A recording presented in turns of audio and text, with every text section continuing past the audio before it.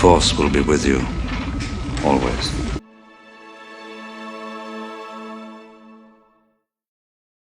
Hello everyone, welcome back to Dylan Talks Movies. If you are new, welcome. I am your pop culture film enthusiast, Dylan Daly. And if you're a returner, welcome back. So first of all, Happy New Year to everyone. It's a new year, and I told you I would try to keep it up with my YouTube account and my film reviews and all around film content. And if you want to look at more film content, I post a lot on my Instagram. I'm on Letterboxd. I don't really post anything on Twitter. I just retweet, and just quote on stuff. So this is a special video because the video I've been wanting to do for a while. Because one of the main things I love about film overall is film scores. So you got your soundtrack and you got your original scores. So, and I guess original score is the soundtrack, but it's basically soundtrack is basically just a list of songs that were done either before or for a film, and basically songs used in the movie, and it's usually sold on other media, like vinyl, cassette, CD, streaming, whatever you want to call it. But then you got original scores where film composers, conductors, write original instrumental, usually music, for the film. So that's the difference between soundtrack and score. A majority will agree with me. And got this cool little conductor conducting wand. There's a word for this. I'm blanking on it. If you read closely, I can't read the lights too. There you go. It says Hollywood Bowl on there because I went to the Hollywood Bowl. 10 years ago when I was really young, when I visited my sister Sherry in LA, and we saw John Williams perform live at the Hollywood Bowl, and it was one of the most amazing experiences I ever had in my whole life. He did so many iconic movies. He did the last 15 minutes of E.T. with the film and a live score at in sync. It was beautiful. Did Star Wars, did Indiana Jones, Superman, even did Tintin, which I feel like is one of the most underrated Spielberg movies ever, but also really good score by John Williams. So for my film score video, here's how it's going to go. I'm going to first talk about my favorite film composers, and it's ranked. So I ranked my favorite film composers, and I have lots of favorites, but these are the 10 ones that I feel like are my personal favorite. And I love them all equally, but, I feel like I have to rank things once in a while and say, what is at my actual favorite? I can't keep saying I have so many favorites for long, That's what I kind of did with my movies and stuff. And if you guys want to watch more of my film reviews and other film stuff, you can go down my channel. You can watch it. You can like, comment, subscribe for more. So let's talk about my favorite film composers, and we'll go by them really quick. And then after that, I'm going to talk about my top 10 favorite film scores of all time. And I'm going to start with honorable mentions because that's how I am. And then we can get right into that. And I'm going to try and make this a long video. I mean, it will be long because I am posting some clips of my 10 favorite film scores in here that I made a while ago that Instagram did not allow because of copyright, which sucks, and I'm probably going to get a copyright claim on this, most likely, but, it means I won't make money off it, but, that's not my purpose. I'm here just to share my love of film and cinema with all of you, and I don't need to make money off of that. I just want to do what I love for free because I am a kind and caring person, if you can believe that. Hopefully you can. Okay, enough talk. Let's get into this. So, number 10 of my favorite film composer, Michael Giacchino. He's amazing. So many scores he's done, mostly animated scores, did Incredibles, Ratatouille, Up, which is very beautiful, Coco, also did the Star Trek movies with J.J. Abrams, did Super 8, which I say is my favorite score of his, also did some MCU. He did Doctor Strange, the first one. He did the Spider-Man MCU films, which were really well done. He also recently did one of my favorite scores from this year is the Batman score, the one directed by Matt Reeves with Rob Pattinson, which I thought was amazing, one of the best films of 2022. And his score, using elements of Nirvana's "Something in the Way" in the score, was actually really top notch and amazing. And yeah, like Michael Giacchino is like a great composer, and like all of his scores like very magical and beautiful and very emotional, and I love him. Moving on, number 9, John Carpenter. Okay, so I love Carpenter, and he is not only a composer but a director. Like, it's not every day you have a director who can compose their own music. Oh, before I get to that, Michael Giacchino also just did, and speaking of directing and composing, he actually did the MCU, Disney Plus, Marvel Studios presentation special, Werewolf by Night, which I thought was amazing. And not only did he did the amazing, beautiful music for that, he also directed it, and that was amazing. I forgot to mention that, because I would have been like, oh my god, I forgot to mention Werewolf by Night for Michael Giacchino. Oh, it's gonna be on my mind all day. So yeah, okay, moving back to John Carpenter. His scores, his synthesizing, haunting, dark horror sci-fi scores are really iconic. Like, you got the Halloween theme, you got The Fog, Escape from New York, Christine, which is one of my favorite films of his, Big Trouble in China, They Live, even to the most underrated ones like Body Bags or In the Mouth of Madness, which was a major inspiration from Metallica's Enter Sandman for that film, or even the remake of Village of the Damned, and also the early ones like Dark Star or Assault on Precinct 13. Like, his scores are very like iconic and really set the vibe for any like dark, like horror sci-fi-esque films, and he's one of the best. And he did play live in concert and did play most of his scores, and and he's not touring at the moment, but years ago I would love to go and see that. But he he has a band with his son and other people, and that's what he did with his concert. But he also did original music a few years ago, and he actually has original songs that kind of sound like film scores, but they're not for film. So I thought that was really cool. So yeah, John Carpenter, love him. Number 8, Howard Shore. I mean, there's only one score we can think of when we mention Howard Shore, and that's The Lord of the Rings, which is one of the most beautiful film scores ever made. It's so iconic. All 3 of them: Fellowship, Towers, King. But yeah, he also did other stuff. He did The Silence of the Lambs. He did Mrs. Doubtfire. He did Crash, David Cronenberg's Crash, which is a really messed up, controversial, grotesque movie. Viewer discretion advised on that one. But he's a really good composer, and I found out he was actually in a band. In the 70s. I think it was called Lighthouse. Someone said it was the Canadian Chicago. So it makes me think that, I don't know, 3 film composers that were in bands. You got Mark Mothersbaugh, who was in Devo. You got, of course, Howard Shore. And what's the third composer that was in a band? I am blanking on that one. Oh, Danny Elfman. Oingo Boingo. There you go.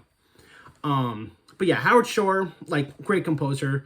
Amazing. Moving on. Number 7, Alan Silvestri. Another great composer who made so many kind movies. Did Back to the Future, which is my favorite film of all time, and amazing film score. Also did Predator, did Who Framed Roger Rabbit, did Forrest Gump, another great one of the best movies ever made as well. Great score, beautiful. Also did a lot of Marvel stuff. He did Captain America: The First Avenger, did the first Avengers film, and then did a doubleheader with Avengers: Infinity War and Endgame, and his score for that was really, really amazing. But yeah, and he also did Mouse Hunt, which I also think is underrated. Did The Polar Express. He did a lot of great film scores that people will definitely recognize. But yeah, Alan Silvestri, great. Number 6, we got Jon Brion. Now, Jon Brion, I think, is also, like, I feel like he's very underrated film score and film composer, and not a lot of people talk about him. And he's done so many, I think, well, I'm going to talk about it later, but one of my favorite film scores of his has to be Magnolia. I think that's one of the most beautiful scores ever written for film, and it's so good. He's done other great stuff. He did Punch Drunk Love, which is a PTA film. Magnolia is also a PTA, Paul Thomas Anderson film. He also did Eternal Sunshine of the Spotless Mind, which is on my watch list, which I want to see. I heard Jim Carrey and Kate Winslet are both great in that.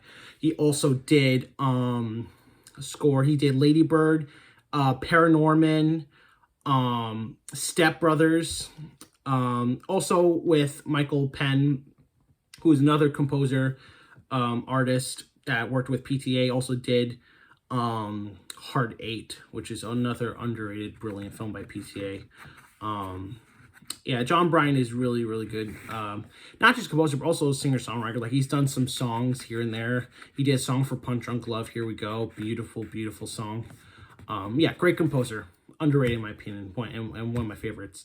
Moving on, number 5, we got Bernard Herrmann, one of the GOATs of classic cinema. Got Psycho, which is one of my favorite scores.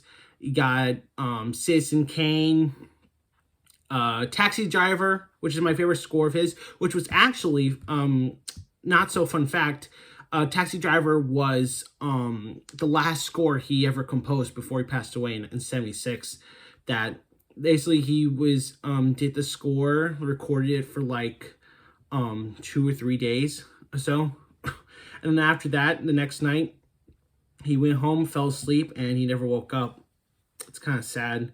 But he also did a lot of Hitchcock besides Psycho. He did North by Northwest and Vertigo, which are another great scores.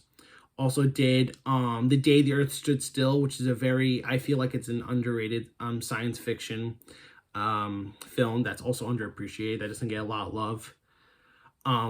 Also got, The Man Who Knew Too Much, Obsession, Cape Fear. Like, Bernard Herrmann's done really great scores, and they're very, very, very, like, iconic. All right, moving on. Number 4, we got Ennio Morricone. Ennio Morricone, who recently passed away. Rest in peace. He's also, like, one of my favorites. I mean, these are all my favorites. What am I saying? He's did, The Good, Bad, and the Ugly. Cinema Paradiso, which is another brilliant film score. Besides Good, Bad, and Ugly, did the A Fistful of Dollars, for a few dollars more, which is really good. Did Once Upon a Time in America and Once Upon a Time in the West. Once Upon a Time in America is a beautiful, beautiful score. He also actually he didn't win his first Oscar until after 2015, when he did the original score for Quentin Tarantino's The Hateful Eight, which I feel like is very underrated, but also really good. Ennio Morricone also did The Thing. He did John Carpenter's The Thing, which is, I feel like, is very, like, I'm glad it's, like, developed an appreciation and cult following and the recognition it deserves, because back then when The Thing came out, people did not like it. Because it came out around E.T., so people thought, like, family-friendly aliens would be better than gory, grotesque, shape-shifting, evil aliens. Fucking 80s, man. But, yeah, Ennio Morricone, great, amazing composer. And, yeah. Okay, moving on to the top 3, all right? I want to get through these. Okay, number 3, Danny Elfman. As I mentioned previously, he was in the band Oingo Boingo, who did songs like Weird Science, which was for the movie Weird Science, John Hughes, and also Dead Man's Party.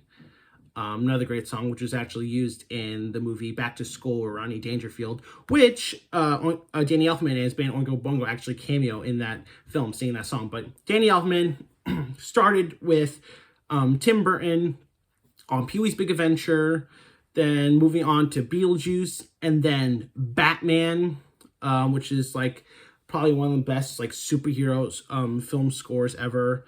Then did Edward Scissorhands, which I think is Burton's best film, in my opinion. Score for that, too. Then did also underrated movies like Darkman, which is Sam Raimi. He also came back for Sam Raimi. He did a track for Army of Darkness, the third Evil Dead film, which was March of the Dead. But that was only the score he wrote for that film. All the other music was done by Joseph. I have the poster right here. Joseph Loduca, which is another great horror film composer, and also he's the singing voice for Jack Skellington and for the brilliant musical score of The Nightmare Before Christmas, directed by Henry Selick, produced by Tim Burton. I need to mention Henry Selick because the guy needs more love when it comes to his films. Also did Men in Black. He did Age of Ultron, the second Avengers film with Tyler Bates. Danny Elfman also did Spider-Man, which is one of my favorites film scores that he's done, and Mars Attacks. Like the Danny Elfman's he did the theme for The Simpsons. He did like for television. Like he did the iconic like opening theme for The Simpsons, which I thought was really cool. But yeah, Danny Elfman is a really great composer. Moving on, number 2, arguably one of the GOATs, the greatest, Hans Zimmer. I have loved Hans to death. His music is very just goosebumps all around, heart-stopping, adrenaline-pumping, pure emotion of music. You got like amazing scores like from his early work, like Rain Man or Driving Miss Daisy, or his first Oscar win for The Lion King. Great score for a great Disney anime film. True Romance, and then going down, you got like he's done a lot of DreamWorks stuff. Prince of Egypt, which I think is one of the greatest anime films ever. Spirit, did Madagascar, Kung Fu Panda with John Powell. He also did worked with Christopher Nolan with the Dark Knight trilogy, Interstellar, Inception, and of course worked with Zack Snyder on like Man of Steel, and worked with Tom Holkenborg, Junkie XL, on the Batman vs Superman. I mean, Hans Zimmer is just like one of the GOATs. Pirates of the Caribbean. He did the Pirates of the Caribbean movies. I gotta mention that. I also did one of the first videos I actually posted on this channel. I actually did a Hans Zimmer piano medley where I played some of Hans Zimmer's iconic scores from his films. I have like Gladiator in there. I have, Dunkirk. Yeah, so you can check that out. Like, just scroll all the way down to my bottom of my videos, and you'll find it. I posted that long ago, like in December of 2020. So yeah, so Hans Zimmer, great. Again, all right, now getting back to number 1, the probably most arguably, but most popular film composer, greatest of all time, and my personal favorite has to be John motherfucking Williams.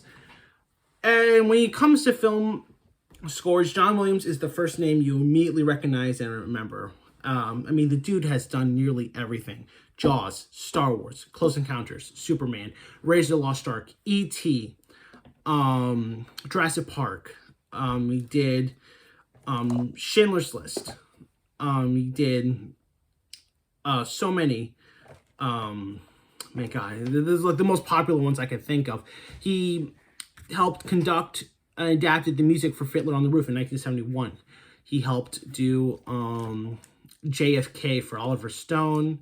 JFK from Oliver Stone. Great movie. John Williams also did a lot of stuff with Spielberg and different things. He also did a really good score for The Fabelmans, which I need to see. I heard that's really good.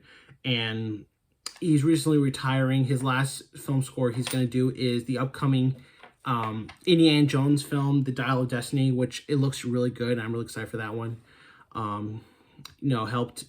Did the original score for the Obi-Wan Kenobi show, which I thought was really good. And yeah, he's done so many great, amazing scores in his lifetime, and they're so iconic. Home Alone, there you go, mention Home Alone. He also did Amistad, The Terminal, Minority Report. I think it was Minority Report, yeah.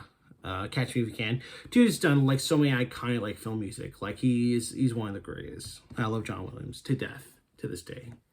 So yeah, so those are my favorite film composers. Let's get down to the film scores themselves.